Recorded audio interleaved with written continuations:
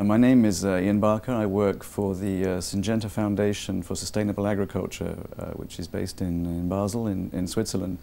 My interest and experience is working with smallholder farmers in sub-Saharan Africa, both East and West Africa. Our principal interest is in raising productivity of what we call pre-commercial farmers. So we're interested in linking smallholder farmers to markets, basically to increase their livelihoods and to address the productivity issues that we see in many parts of Africa today.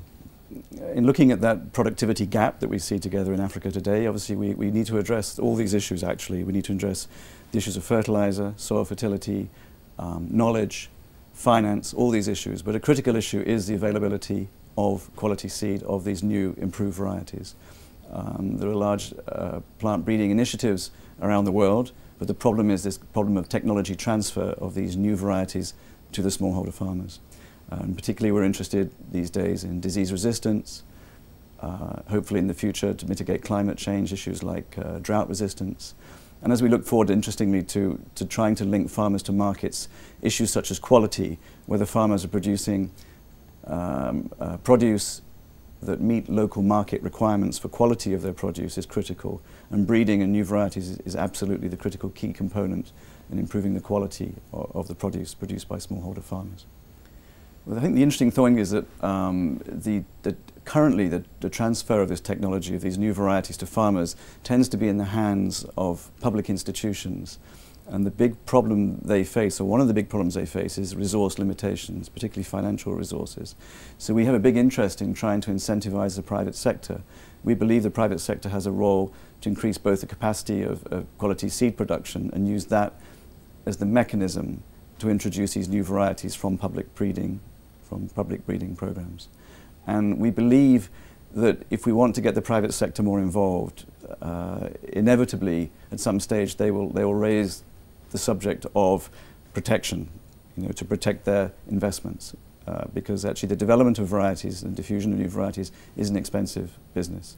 But we believe the private sector has a critical role to play to enhance the capacity and the capability of the public sector. And inevitably they will talk about plant variety protection.